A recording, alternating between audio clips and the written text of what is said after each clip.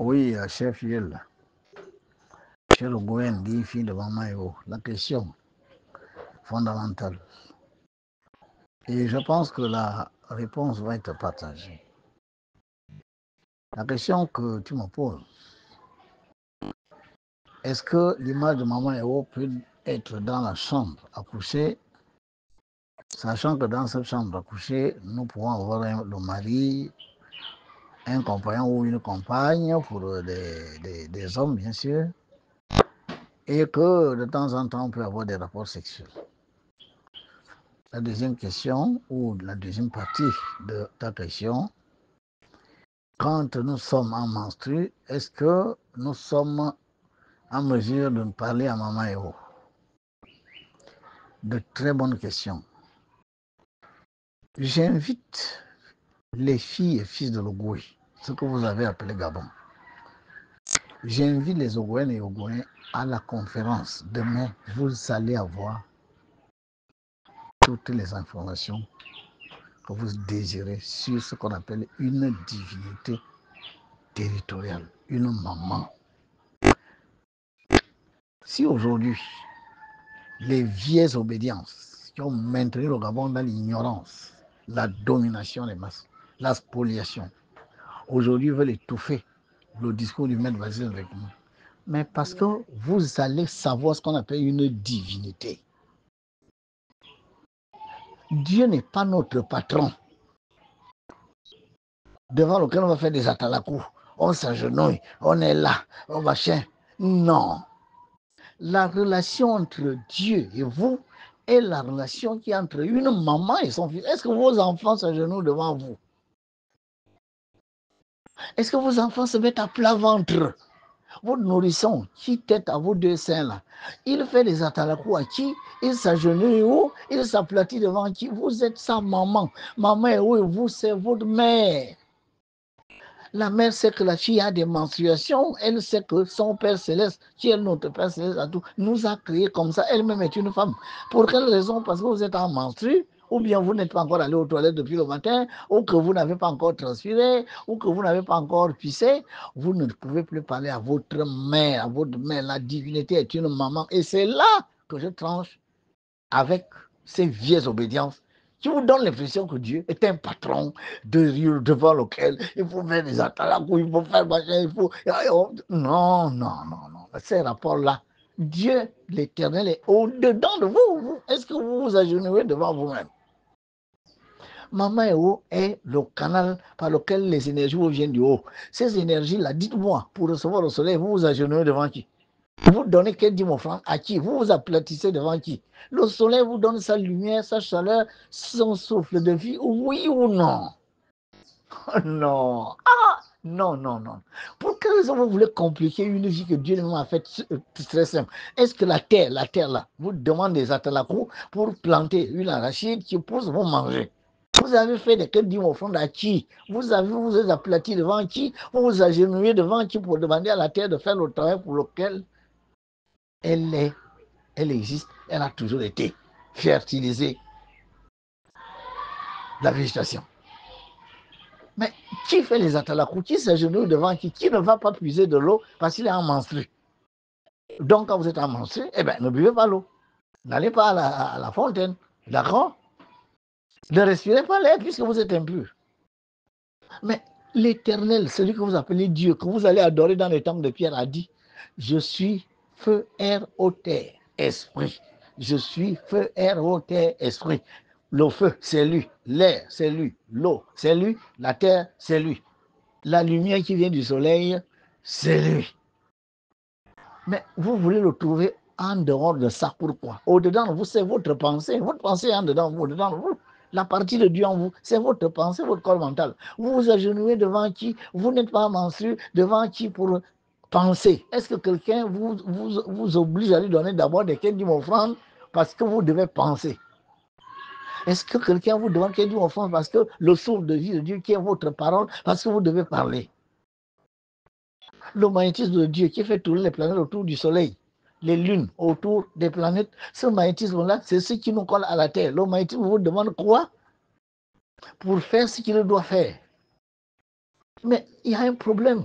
Et c'est là que je vous dis, vous venez à l'égoïsme. Si vous n'avez jamais vu une divinité qui ne vous demandera pas qu'elle dit vos offrandes, qui ne vous demandera pas de vous aplatir, qui ne vous demandera pas de ne pas aller là-bas quand vous êtes ici, qui ne vous demandera pas de ne pas venir tant que vous n'avez pas fait telle ou telle obligation à l'église, venez à l'égoïsme.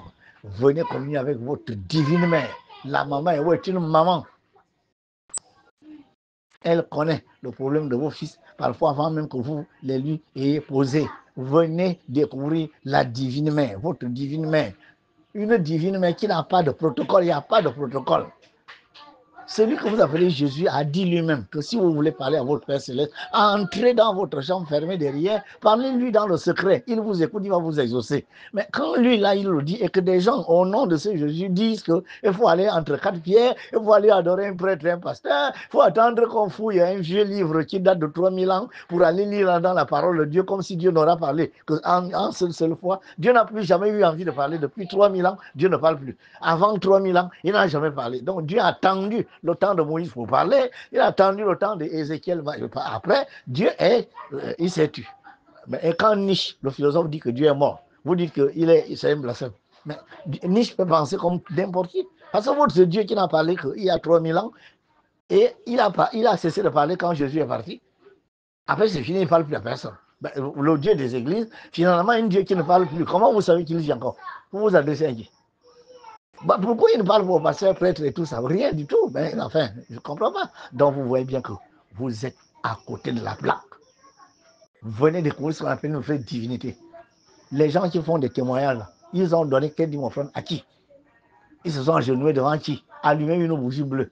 La bougie bleue est un élément physique qui a ce que nous appelons les fumigations, la flamme, le feu, l'air, l'eau. La terre sont là, une bougie, elles font, c'est l'élément eau. Une bougie est faite de cire, c'est l'élément terre, ça fait déjà deux éléments. La lumière la bougie est une flamme. La flamme, c'est l'élément feu, ça fait déjà trois éléments. La bougie dégage des fumigations, l'élément air. Mais la bougie donne aussi la lumière, l'élément lumière. Vous ne voyez pas que quand vous allumez une bougie, Yod et Shin, Yeshua, Dieu, créateur du ciel et de la terre, est déjà là. Amenez la partie par Maman Ewo, qui est le dernier réceptacle de ce Yodin Shinvoé qui revient des cieux. Et pourquoi vous allumez la bougie? Mais parce qu'il faut que ce Yodin Shinvoé qui est au-dedans de vous soit en communion avec le Yodin Shinvoé de Maman Ewo, qui est le Yodin Shinvoé des plans célestes. Aussi simple bonjour. Donc, allez devant votre maman quand vous voulez, où vous voulez, elle vous écoute.